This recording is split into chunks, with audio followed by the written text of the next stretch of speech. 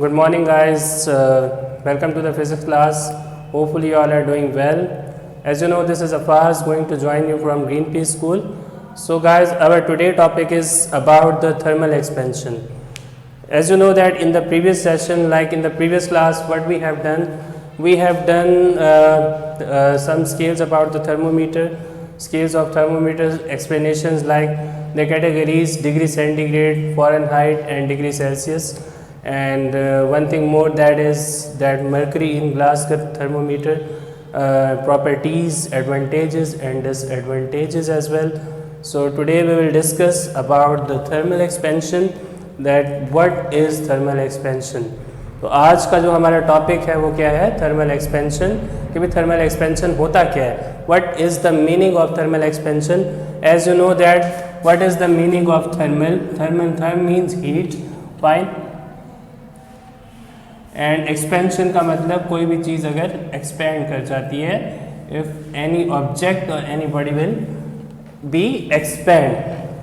So as we know that if we give a heat to any object, अगर हम किसी भी object को क्या करें, हीट प्रोवाइड करें, तो उससे होता क्या है, obviously temperature will be rise. उससे क्या होगा कि उसका जो है टेम्परेचर जो होगा वो इंक्रीज होगा. Then after that you will see that what will be the result of increase in temperature. Temperature जब इंक्रीज होगा तो उसके अंदर की जो काइनेटिक एनर्जी होगी वो भी क्या होगी, इंक्रीज होगी.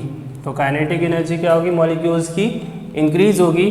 तो उसके रिजल्ट में हमें क्या मिलती है, एक्सपेंशन. फाइन. सो इस प्रोसेस से पूरे गुजर के जाना पड़ता है, तब हमें क्या मिलती है, expansion. Like if we provide a heat to any object और any body, so there is a result in rise in temperature, we will get expansion. हमें क्या मिलेगी, उसके रिजल्ट में एक्सपेंशन मिलेगी. देखिए किसी भी चीज़ को आप हीट करते हैं, जाहिर सी बात है उसके अंदर का जो टेम्परेचर होता है वो इंक्रीज होता है, राइज होता है. और राइज इन टेम्परेचर में आपने एक चीज़ नोटिस की होगी कि भाई जो उसके अंदर के मॉलिक्यूल्स होते हैं वो पहले उनके दरमियान जो डिस्टेंस होता है वो क्या होता है, बहुत क्लोज होते हैं वो एक दूसरे के. अच्छा, जैसे उनको टेम्परेचर लगेगा, टेम्परेचर फील होगा, वो मॉलिक्यूल्स क्या होंगे, एक दूसरे से बिल्कुल दूर भागेंगे. ठीक है, मतलब वो मॉलिक्यूल्स एक दूसरे को धक्के दे के आगे जाएंगे और बिल्कुल जो उनकी मोशन है बिल्कुल क्या हो जाएगी, तेज़ हो जाएगी, मतलब फास्ट हो जाएगी. तो उस फास्ट मोशन के नतीजे में क्या होगा, जो किसी भी चीज़, कोई भी चीज़ होगी, लाइक वो सॉलिड हो, लिक्विड हो या गैस हो, तो उसमें हमें क्या नज़र आएगी, एक एक्सपेंशन नज़र आएगी. So guys, hopefully you have noticed one thing in your life, like might be you have visited in one railway station. जैसे कि आप रेलवे स्टेशन में कभी गए होंगे, वहाँ पे आप लोगों ने देखा होगा कि भाई वहाँ पे पर्सन्स का ढेर लगा होता है. वहाँ पे जितने भी लोग हैं उधर ढेर लगा होता है, क्योंकि किसको कहीं जाना होता है, किसी को कहीं जाना होता है. अब वहाँ पे अगर आप नोटिस करें, जो लोग लेट आ रहे होते हैं, अब जैसे ही ट्रेन निकल रही होती है तो धड़ाधड़ भागते हैं उसके पीछे. अब जैसे ही वो उसके पीछे भागेंगे, जाहिर सी बात है वहाँ पे जो ट्रेन के करीब होगा रश लग जाएगा. अब वो एक दूसरे को धक्के देने की कोशिश करेंगे. जैसे ही वो एक दूसरे को धक्के देने की कोशिश करेंगे तो मतलब एक दूसरे के अंदर, अब होगा क्या रिजल्ट, जो बंदा दरवाजे के करीब खड़ा होगा, इवन वो भी चढ़ भी नहीं रहा होगा, वो खुद ब खुद उन पीछे वालों की वजह से खुद ब खुद अंदर हो जाएगा. क्यों? क्योंकि पीछे से जो प्रेशर है लोगों का बहुत ज़्यादा था, जिसकी वजह से उसको खुद से कोई फोर्स नहीं लगानी पड़ी, वो खुद ब खुद जाके अंदर हो गया. तो यही चीज़ मैं आपको मॉलिक्यूल्स में भी डिस्कस कर रहा हूँ. जैसे ही आप टेम्परेचर में इंक्रीज़ लाएंगे, टेम्परेचर राइज होगा. जैसे ही आप किसी चीज़ को, किसी भी ऑब्जेक्ट को आप हीटअप करते हैं तो ऑब्वियसली उसका टेम्परेचर बढ़ता है, और जब टेम्परेचर बढ़ेगा तो उसके अंदर के जो मॉलिक्यूल्स हैं उसकी जो काइनेटिक एनर्जी है दैट विल बी इंक्रीज. मतलब काइनेटिक एनर्जी से मुराद जो उसके अंदर की रैंडम मोशन है वो बिल्कुल तेज़ हो जाएगी, वो एक दूसरे को बहुत तेज़ी के साथ धकेलेंगे आगे की तरफ, जिसके रिजल्ट में हमें क्या मिलती है, एक्सपेंशन. एक्सपेंशन हमें लाजमी मिलेगी, चाहे वो थोड़ी सी मिले चाहे वो ज़्यादा मिले, लेकिन एटलीस्ट हमें ऐसा हो ही नहीं सकता कि भाई आप किसी भी बॉडी को हीटअप करें तो हमें एक्सपेंशन ना मिले. एटलीस्ट हमें मिनिमम एक्सपेंशन तो मिलती ही मिलती है. It depends on the material, कि मटेरियल किस तरह का है, कि वो अगर ज़्यादा बड़ा है तो उतनी ज़्यादा एक्सपेंशन मिलेगी, वो जितना कम है वो उतनी ही कम एक्सपेंशन मिलेगी। अब बात हो रही है कि एक्सपेंशन होती कितनी तरह की है, तो एक्सपेंशन हमें दो तरह की होती है, one is length and second thing is volume. Fine, one is of length and second thing is of volume. हमें दो तरह की एक्सपेंशन मिलेगी इसमें, एक जो है हमें लेंथ में एक्सपेंशन मिलती है, second is of volume. Fine, so firstly we will see that how the length expansion will be there, that if we will heat up any body or any object, then how the length will be expand and how we can find out the length and how can we find out the change in length. So we will discuss in this topic. So let's see, today we have to discuss that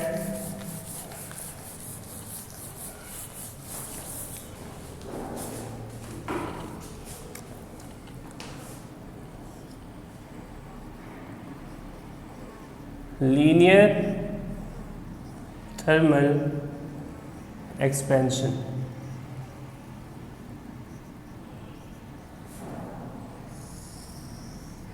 So this is our first point, that we will see that linear thermal expansion. Thermal expansion का तो मतलब पता चल गया, लेकिन linear का मतलब क्या होता है। लीनियर आप लोगों को पता है कि भाई किसी भी एक चीज़ के अंदर कोई भी चेंज आए, कोई भी एक्सपेंशन आए, तो वो किस तरह की होगी, वो लीनियर होगी। ठीक है, लीनियर का मतलब यहाँ से क्या मुराद है, लीनियर का मीनिंग है लेंथ। इसका मीनिंग नहीं है, मतलब लीनियर का जो बेसिकली मतलब है किसी एक चीज़ के अंदर चेंज आना, और यहाँ पे जो किसी एक चीज़ के अंदर चेंज आ रहा है वो क्या है, लेंथ।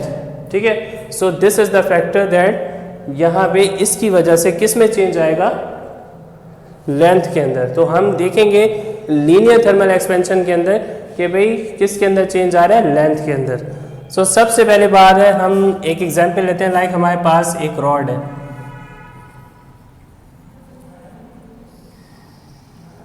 ठीक है, so guys this is the rod. Fine, so we are going to suppose, हम सपोज कर रहे हैं खुद से कि इसका जो इनिशियल टेम्परेचर है वो है हमारे पास T नॉट। T ये छोटा सा जीरो किसको डिनोट कर रहा है, इसको हम पढ़ते हैं not. So this is T not, और जो इसकी लेंथ है उसको हम सपोज कर लेते हैं L नॉट से। Fine, this is T not, ये एक रॉड है जिसको हमने अभी तक कोई टेम्परेचर नहीं दिया। So we got the two things over here, यहाँ पे हमें दो चीज़ें मिली, एक तो है change in temperature, second thing is change in length. So change in temperature, जो चेंज इन टेम्परेचर है वो किसके इक्वल होगा, डेल्टा टी।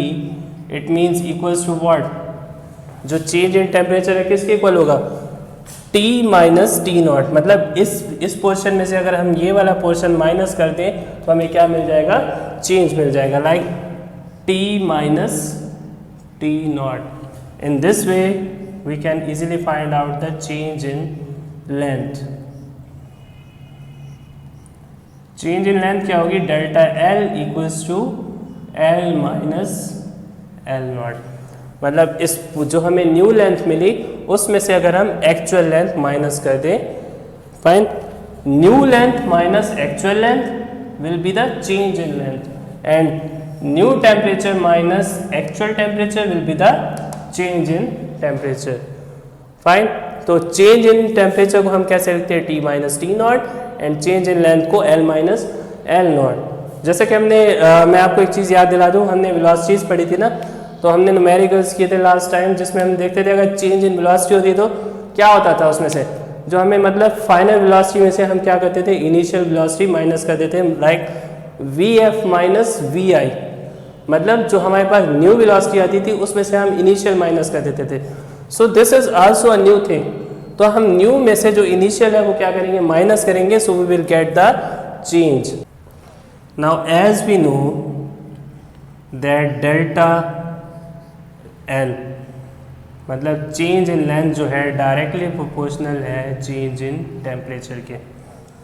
फाइन, देखिए चेंज इन लेंथ जो है डायरेक्टली प्रोपोर्शनल है किसके, चेंज इन टेम्परेचर के। जाहिर सी बात है डायरेक्टली प्रोपोर्शनल का मतलब पहले भी मैंने आपको बताया था, again I am going to tell you that directly proportional means if you are going to increase one thing other thing will be also increase, other thing will be also increase. अगर आप एक चीज़ बढ़ाते हैं तो उसके साथ साथ दूसरी चीज़ भी क्या होती है, बढ़ जाती है, तो वो होता है, उसका मतलब क्या होता है डायरेक्टली प्रोपोर्शनल। मतलब क्या हुआ, जैसे आपने टेम्परेचर में चेंज लाया, टेम्परेचर को राइज करवाया, तो इसका मतलब उसके रिजल्ट में लेंथ भी क्या होगी, इंक्रीज होगी। जितना आप टेम्परेचर बढ़ाते जाएंगे उतनी ही लेंथ क्या हो जाती जाएगी, हमें एक्सपेंशन मिलती जाएगी उस लेंथ के अंदर। मतलब यहाँ पे अगर मैंने टेम्परेचर यहाँ पे राइज किया तो हमें लेंथ में क्या मिला, इंक्रीज मिला। So whenever you will provide a temperature so we will get the increase in length. Fine, तो हमें पता है जो डेल्टा एल है डायरेक्टली प्रोपोर्शनल है डेल्टा टी के, मतलब change in length directly proportional to change in temperature. Fine, whatever the change will be in temperature so you will get the change in length. So in the next step, delta L directly proportional to L naught. ठीक है, मतलब क्या है, delta L जो है change in length जो है directly proportional है किसके, एल नॉट के। Now the question is this that how it depends on this, that how the change in length depends on L not. Question तो बनता है ना कि भाई एल नॉट पे कैसे डिपेंड करता है। चलो भाई माना हमने चेंज इन टेम्परेचर पे तो डिपेंड कर रहा है, क्योंकि टेम्परेचर बढ़ेगा तो लेंथ भी बढ़ेगी, जाहिर सी बात है, तो ये इसके डायरेक्टली प्रोपोर्शनल हो सकता है। But now the question is कि भाई इसके ऊपर ये कैसे डिपेंड करता है। सो सिंपल इज दैट कि भाई जितना हमारे पास एल नॉट क्या होता है, actual length. Fine, L not का मतलब ही ये होता है कि एक्चुअल लेंथ। तो देखिए गाइस कि एक्चुअल लेंथ हमारे पास जितनी ज़्यादा होगी उतनी ही हमें एक्सपेंशन ज़्यादा मिलेगी, मतलब उसके अंदर उतना चेंज क्या आएगा, ज़्यादा आएगा। और जितनी क्या कहते हैं एल नॉट जो है एक्चुअल लेंथ मतलब कम होगी उतनी ही हमें एक्सपेंशन कम मिलेगी। Like if there is a small rod, अब हमारे पास एक स्मॉल रॉड है, अब ये देखिए एक छोटा सा रॉड है, जाहिर सी बात है मैं अगर इसको टेम्परेचर प्रोवाइड करूँगा तो इसके अंदर मुझे चेंज भी क्या होगा, थोड़ा मिलेगा। ठीक है, क्यों, क्योंकि जो इसके अंदर के मॉलिक्यूल्स हैं वो बहुत कम है और इसके अंदर के जो मॉलिक्यूल्स हैं वो बहुत ज़्यादा है। ठीक है, यहाँ पे मॉलिक्यूल्स के ज़्यादा होने की वजह से जो उनकी रैंडम मोशन है वो भी बहुत ज़्यादा होगी और हमें इसके रिजल्ट में एक्सपेंशन यहाँ पे ज़्यादा मिलेगी। But here are the molecules, number of molecules are very less, तो obviously expansion will be also less. तो ये हमारे पास एल नॉट था। अब देखिए आपने चेंज इन लेंथ हमें कितनी मिली, बहुत स्मॉल मिली। So that's why I wrote over here that change in length is directly proportional to L naught. तो एक्चुअल लेंथ जितनी ज़्यादा होगी उतनी हमें चेंज ज़्यादा मिलेगा, जितना एक्चुअल लेंथ कम होगी उतना ही हमें चेंज कम मिलेगा। So now we will combine together, हम इसको कंबाइन कर लेते हैं, देखेंगे क्या बन जाएगा, delta L directly proportional to delta T, और साथ में या पहले हम लिख लेते हैं एल नॉट और डेल्टा टी। इन दोनों को हमने कंबाइन कर लिया क्योंकि ये इसके भी प्रोपोर्शनल है इसके भी प्रोपोर्शनल है, तो हमने इन दोनों को एक साथ लिख दिया, like delta L directly proportional to L naught delta T. Fine, so we have learn one more thing कि भी प्रोपोर्शनल जो प्रोपोर्शनैलिटी का साइन है ये हमेशा नहीं रहता, इसको रिमूव करना पड़ता है। और जब हम इसको रिमूव करते हैं तो इसकी जगह सबसे पहले तो इक्वल्स का साइन आता है और इक्वल्स का साइन लगा के इसकी जगह क्या होता है, कांस्टेंट यूज होता है। So we will write over here constant, and constant के साथ यही लिख देना एल नॉट डेल्टा टी। अब सवाल ये कि कांस्टेंट इसमें यूज़ क्या होगा, जाहिर सी बात है कहीं पे आप लोग k यूज़ करते हैं, कहीं पे आप लोग c यूज़ करते हैं, मतलब हर टॉपिक के साथ। फिजिक्स में आपने देखा होगा कि भाई जितने भी आप लोग टॉपिक्स पढ़ते आ रहे हैं हर टॉपिक के साथ कोई ना कोई डिफरेंट कांस्टेंट यूज़ होता है जहाँ पे ये प्रोपोर्शनल साइन आते होते हैं। अब यहाँ पे भी जाहिर सी बात है प्रोपोर्शनल का साइन यूज़ हो रहा है। So which constant you will use here, you will use the constant that is of alpha. अब यहाँ पे जो हमने कांस्टेंट यूज़ करना है वो क्या होता है, एल्फा होता है। So it will B alpha L naught delta T. Fine, So delta L equals to alpha L naught delta T. So guys, hopefully like you are getting the confusion कि भाई ये जो है ये प्रोपोर्शनैलिटी का sign लग रहा है तकरीबन आपको ऑलमोस्ट, मतलब इसकी तरह लग रहा है, बिल्कुल ऐसा ही है ना। तो मतलब ये आप लोगों ने कंफ्यूज होने की ज़रूरत नहीं है। जो प्रोपोर्शनल का साइन है और जो अल्फ़ा का साइन है, इट्स ऑलमोस्ट सेम, ये दोनों सेम होते हैं, बट यहाँ पे हमने इसको थोड़ा सा नाम अलग कर दिया, ये है अल्फ़ा और ये प्रोपोर्शनल का साइन है। So there is no need to confuse कि भाई ये हमने दोबारा प्रोपोर्शनल का साइन लगा दिया। This is not the sign of proportional, this is alpha, this is alpha. ये हमारे पास क्या है, इसको हम क्या बोलते हैं, अल्फ़ा। फाइन। तो हमने जब प्रोपोर्शनैलिटी का साइन हटाया तो उसकी जगह क्या यूज़ करते हैं, कांस्टेंट, और कांस्टेंट क्या यूज़ हो गया, अल्फ़ा, और बाकी चीज़ वैसे की वैसे।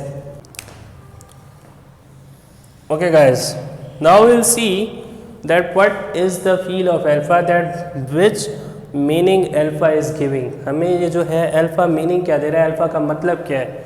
so we'll see that what is the meaning of alpha। alpha L naught delta T। so alpha means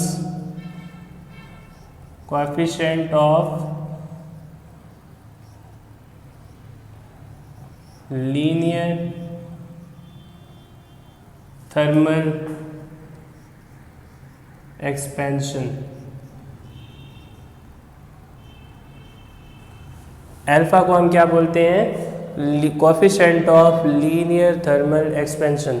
and how we will define alpha, we will see in the next step. पहले मैं alpha की value निकाल लूँ कि भाई alpha की value क्या होती है, उसके बाद आपको अल्फा को डिफाइन करने का तरीका भी खुद ब खुद पता चल जाएगा।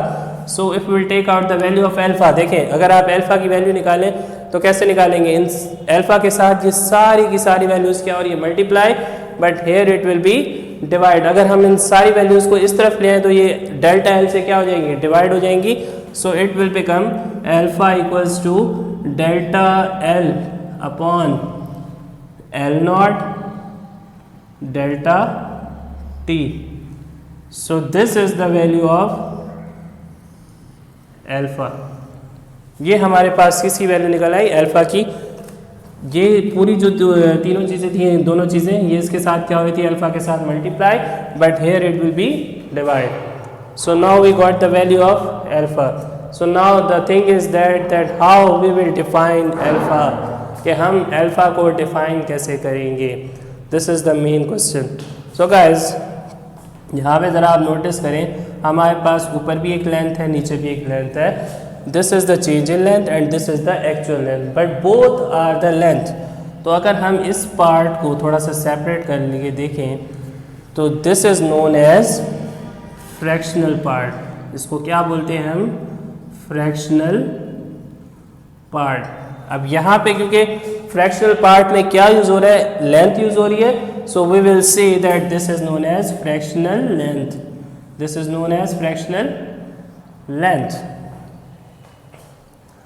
Fine. So now how you will define the alpha, the term alpha, it means, so you will define as like fractional length per Kelvin temperature। क्या बोलेंगे, fractional length per kelvin temperature. देखिए फ्रैक्शनल लेंथ तो वैसे ही आ रहा है और temperature भी है, टेम्परेचर अपॉन में है, that's why I am using the word per, you will use per. So fractional length per kelvin temperature. Kelvin क्यों यूज़ कर रहा हूँ, क्योंकि टेम्परेचर का जो सिस्टम इंटरनेशनल यूनिट होता है केल्विन होता है, that's why I am not using degree Celsius और फॉरेनहाइट। तो यहाँ पे जो हम टेम्परेचर का यूनिट लेते हैं, बेसिकली कहीं भी आप ले लें फिजिक्स में, तो टेम्परेचर का जो बेसिकली सिस्टम इंटरनेशनल यूनिट होता है वो क्या होता है, केल्विन होता है। जैसे आपने वेलोसिटी का पढ़ा होगा, वेलोसिटी में देखें कई सारे यूनिट्स आ रहे होते हैं, मीटर पर सेकंड है, किलोमीटर पर आवर भी है, तो फिर आपको उसको चेंज करना पड़ता है किसमें, मीटर पर सेकंड में। क्यों, क्योंकि मीटर पर सेकंड जो है वेलोसिटी का सिस्टम इंटरनेशनल यूनिट्स है। So that's why we will also use over here which unit with the temperature, kelvin. अब टेम्परेचर का यूनिट तो होता है केल्विन, और ये इस पार्ट को हमने क्या बोल दिया, fractional length. So how we will define the alpha, that fractional length per kelvin temperature is known as coefficient of linear thermal expansion, coefficient of linear thermal expansion मतलब अल्फा को हम क्या बोलते हैं, coefficient of linear thermal expansion. तो अगर हम इसको डिफाइन करें, so how we will define that the fractional length per kelvin temperature is known as coefficient of linear thermal expansion.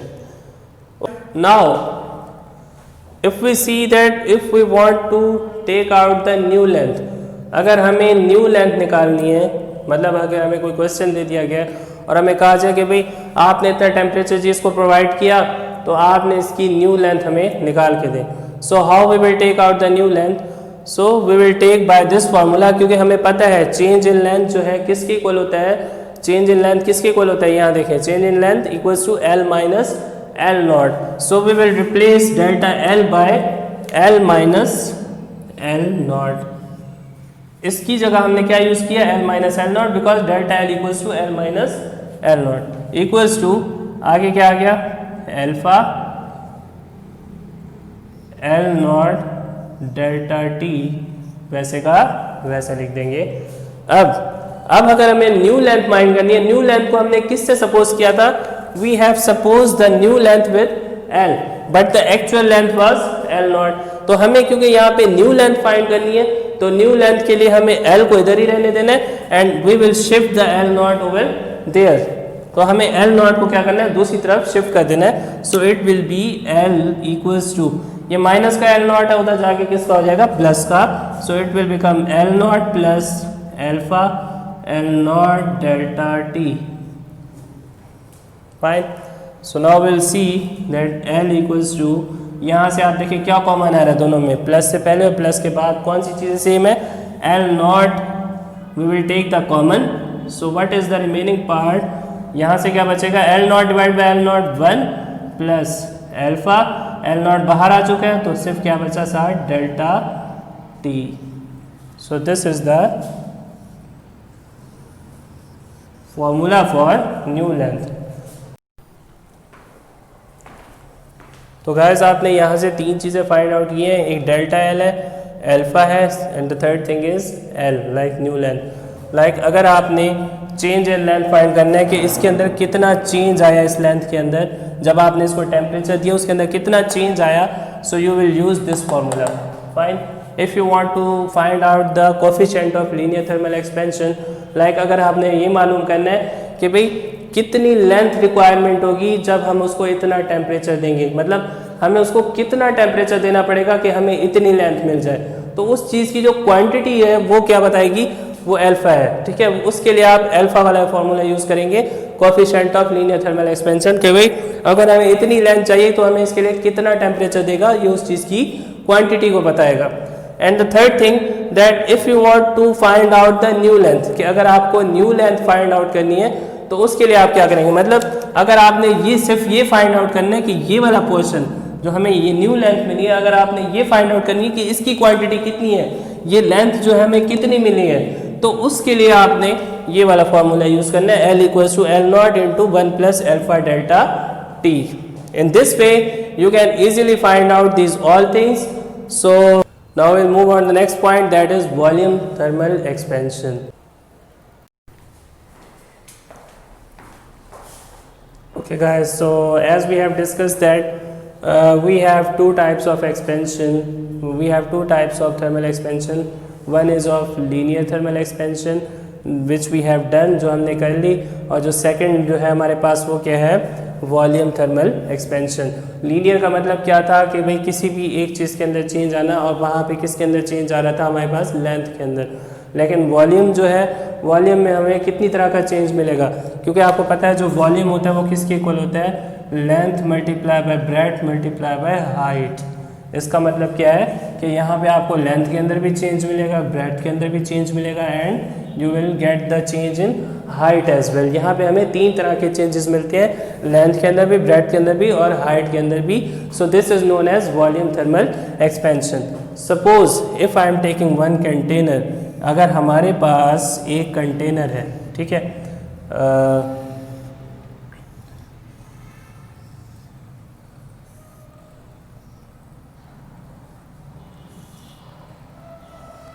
Fine, so this is one container, ये हमारे पास एक container है ये हमारे पास एक बॉक्स है या एक बॉक्स कह लें, कुछ भी कह लें। तो अब इसके अंदर जो अगर हम इसको हीट प्रोवाइड करें, ठीक है, हम इसको अगर हीट प्रोवाइड करते हैं तो जाहिर सी बात है वैसे ही टेम्परेचर इंक्रीज़ होगा, और टेम्परेचर इंक्रीज़ होने के साथ साथ जो इसकी लेंथ है उसके अंदर भी चेंज आएगा, ठीक है, जो इसकी ब्रेड्थ है इसके अंदर भी चेंज आएगा, और जो इसकी हाइट है उसके अंदर भी क्या होगा, चेंज आएगा। मतलब जो इसकी लेंथ है वो भी बढ़ेगी, ब्रेड्थ भी बढ़ेगी और साथ में हाइट भी बढ़ेगी। मतलब तीनों फैक्टर्स इसमें इन्वॉल्व हो रहे हैं। तो जिसमें तीनों फैक्टर्स इन्वॉल्व हो रहे हो तो उसको हम क्या बोलते हैं, वॉल्यूम थर्मल एक्सपेंशन। लाइक इसके अंदर लेंथ के अंदर भी चेंज आएगा, ब्रेड्थ के अंदर भी चेंज आएगा और हाइट के अंदर भी चेंज आएगा। सो सेम एज जैसे कि हमने लीनियर थर्मल एक्सपेंशन के लिए काम किया था, so now will work for the volume thermal expansion. So firstly we will see that delta V like change in volume, वैसे ही हमें पता है कि डायरेक्टली प्रोपोर्शनल है चेंज इन टेम्परेचर। टेम्परेचर जितना बढ़ेगा उतना ही वॉल्यूम बढ़ेगा, जैसे कि हमने लीनियर थर्मल एक्सपेंशन में भी डिस्कस किया that if there will be a change in temperature so we will get a change in volume as well. Same other thing is that if we will that delta V जो है proportional है किसके, वहाँ पे L not था, अब यहाँ पे क्योंकि V यूज़ हो रहा है तो सो you will use V naught, ठीक है। यहाँ पे जो है आपने किससे सपोज कर लिया डेल्टा V को, सॉरी डेल्टा V मतलब चेंज इन वॉल्यूम, और जो V नॉट है वो क्या है, उसका एक्चुअल वॉल्यूम। जब उसको टेम्परेचर प्रोवाइड किया गया तो उसके बाद जो उसका वॉल्यूम था वो क्या बन जाता है, V बन जाता है। But actual volume is known as V naught, as we have discussed before that actual length is known as L naught. Same here we will suppose that actual volume is known as V naught, और जो उसके बाद जो हमें volume मिलेगा उसको हम क्या बोलते हैं, V बोलते हैं। But delta V is directly proportional to V naught. Fine, जितना भी किसी भी बॉडी का या किसी भी ऑब्जेक्ट का जितना वॉल्यूम ज़्यादा होगा उतना ही हमें उतना ज़्यादा चेंज मिलेगा वॉल्यूम के अंदर। फाइन, तो ये चीज़ जो है इसको डिस्कस कर रही है।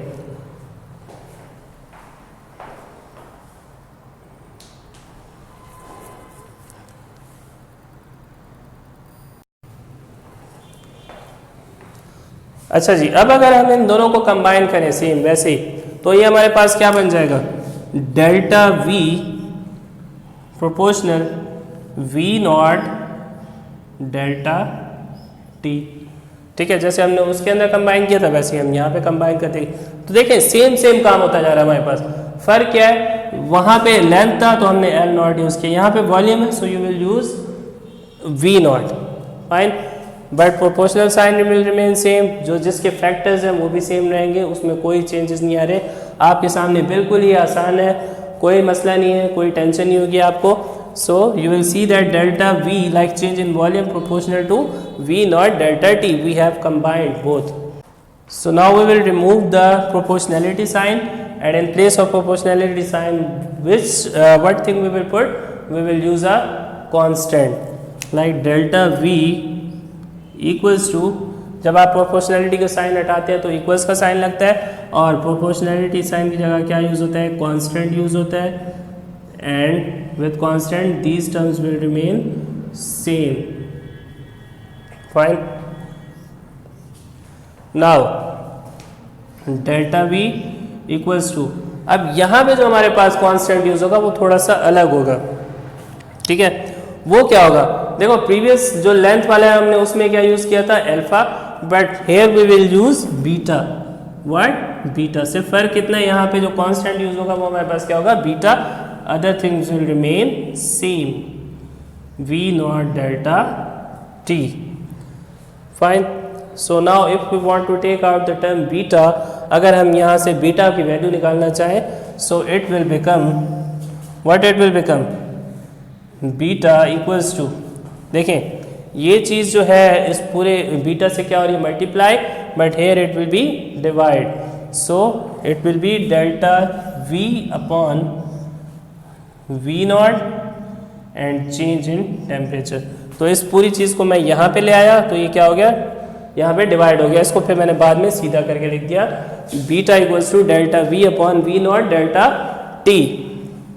सो now same here, how you will define the beta, बहुत ईजी है। कैसे आप डिफाइन करेंगे, जैसे हमने उसमें पढ़ा था लेंथ वाले में, सेम यहाँ पे भी आप वही काम करेंगे। सो this is known, this is volume and this is also a volume. इसको हम क्या कह सकते हैं, ये फ्रैक्शनल पार्ट होता है, और इस यहाँ पे क्योंकि वहाँ पे लेंथ यूज हो रही थी, हमने उसको क्या बोला था, fractional length.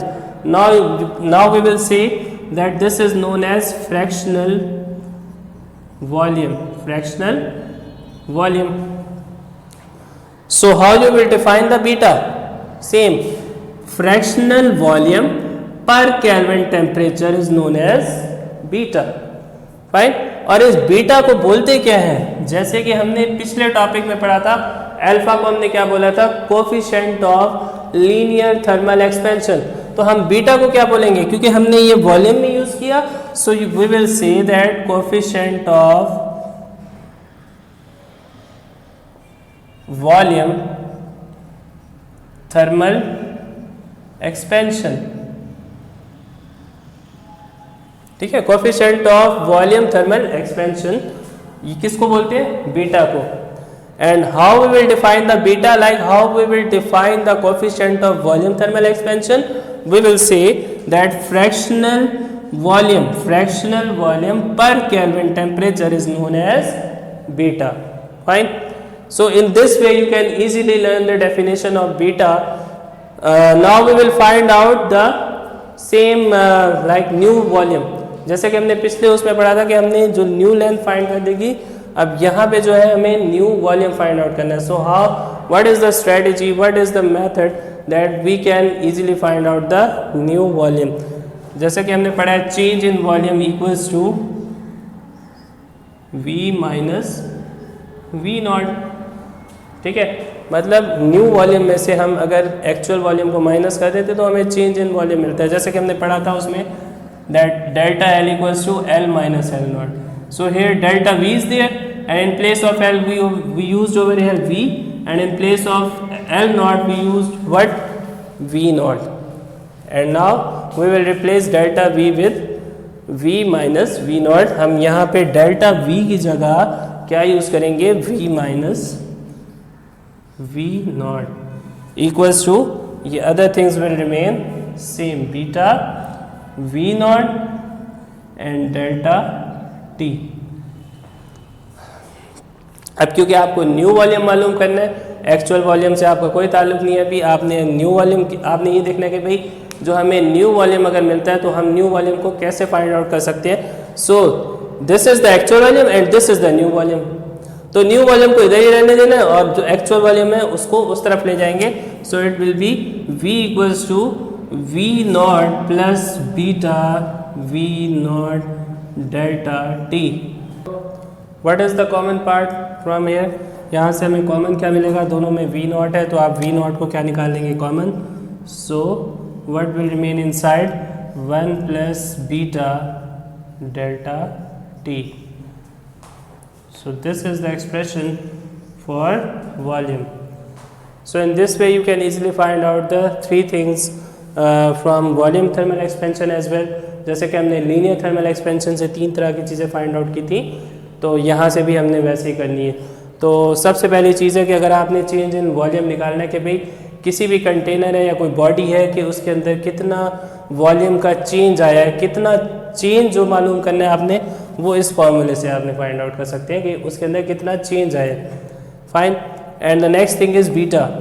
Beta will tell you the quantity that what will be the requirement of temperature that if we want this kind of volume, कि अभी अगर हमें इतना वॉल्यूम चाहिए तो उसके लिए कितना टेम्परेचर हमें चाहिए होगा। तो अगर हमें क्वांटिटी चाहिए होगी तो उसके लिए हम क्या यूज़ करेंगे, बीटा का formula.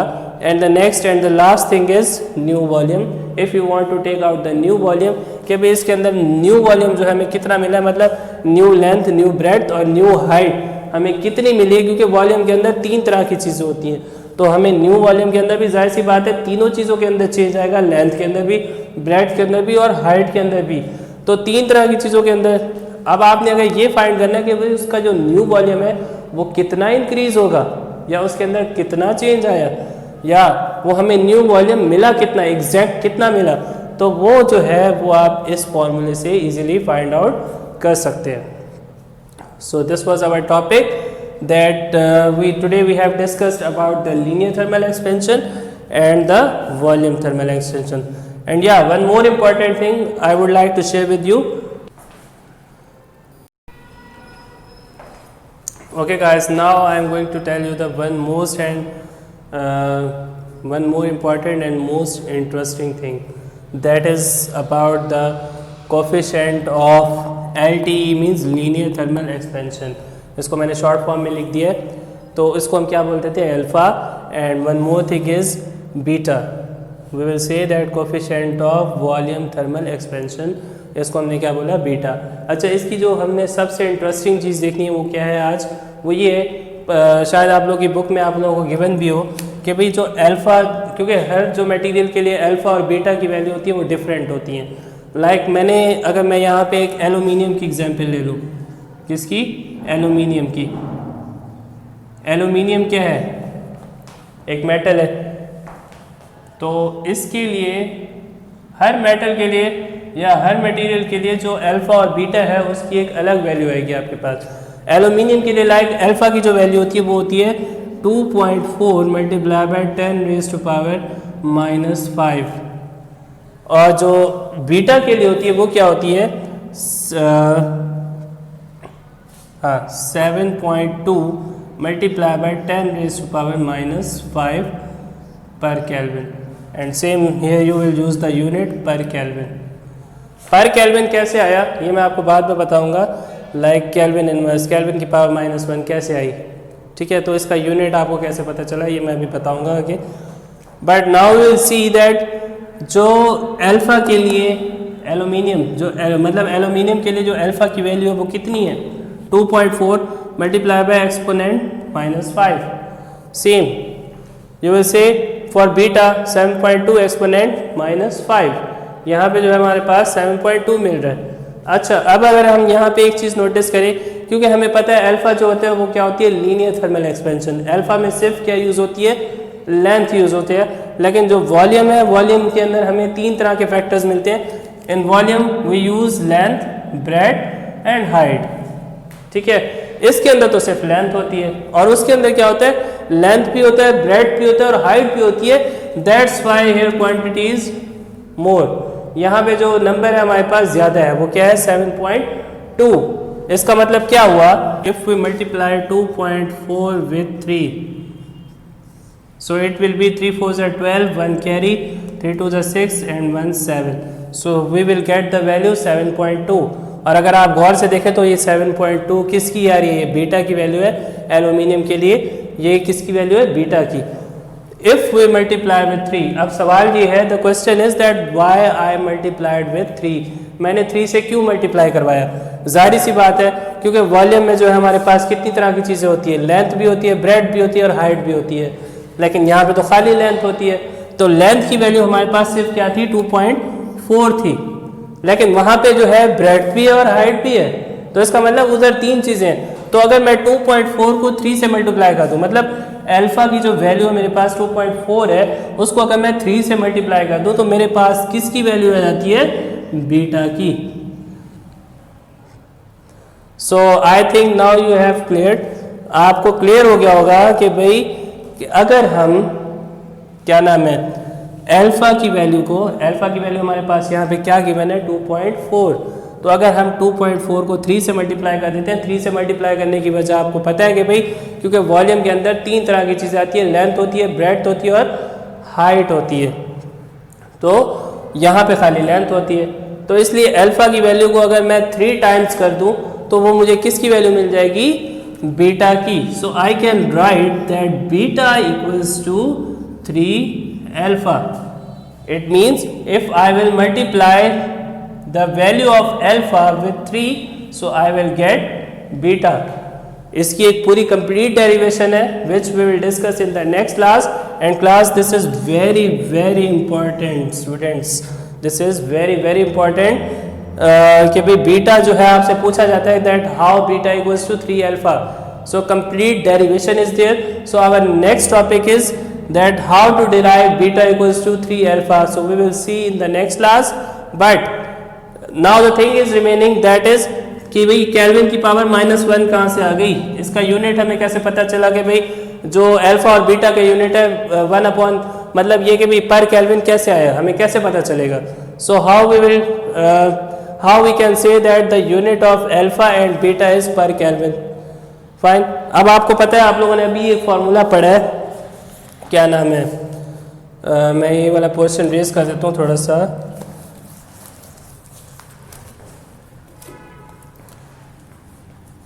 That alpha equals to delta L upon L naught delta T, और जो बीटा गया है आपने क्या पढ़ा है, beta equals to delta V upon V naught delta T. ठीक है, अब देखें यहाँ पे जो है लेंथ है, यहाँ पे लेंथ है। अब यहाँ पे लेंथ का जो यूनिट होता है आप लोग को पता है क्या होता है, लेंथ जो होता है, मतलब लेंथ आप किस पे नापते हैं, मीटर में। लेंथ का यूनिट क्या होता है, मीटर, मतलब इसकी जगह मैंने क्या ली थी, मीटर, अपॉन इसकी जगह भी क्या हो गया, मीटर, बिकॉज ये भी लेंथ ही है ना, बेशक एल नॉट है, एक्चुअल लेंथ है, जो भी लेंथ है, लेकिन यूनिट तो उसका मीटर ही है। Fine, so here we will use temperature का unit, as we know that temperature के वैसे 3 तरह के यूनिट होते हैं, डिग्री सेल्सियस, फ़ारेनहाइट और केल्विन। जैसा कि मैंने आपको अभी बताया था कि भाई टेम्परेचर का हम सिस्टम इंटरनेशनल यूनिट यूज़ करेंगे, सो दैट इज़ केल्विन। ठीक है, अब यहाँ पे भी हम सेम ये यूज़ करेंगे, बीटा इक्वल्स टू वॉल्यूम का जो यूनिट है क्या होता है, वॉल्यूम का यूनिट क्या होता है, मीटर क्यूब। मीटर क्यूब कैसे, देखें एल लेंथ जो है इसका मीटर होता है, ब्रेड्थ का भी मीटर होता है, और हाइट का भी यूनिट क्या हो गया, metre. So metre metre metre, इनकी पावर क्या बन जाएगी, मीटर की power 3। So we can write over here metre power 3 upon again metre cube, and delta T का यूनिट क्या होता है, केल्विन। तो देखिए मीटर से मीटर कैंसिल हो गया, एंड मीटर क्यूब से मीटर क्यूब कैंसिल हो गया।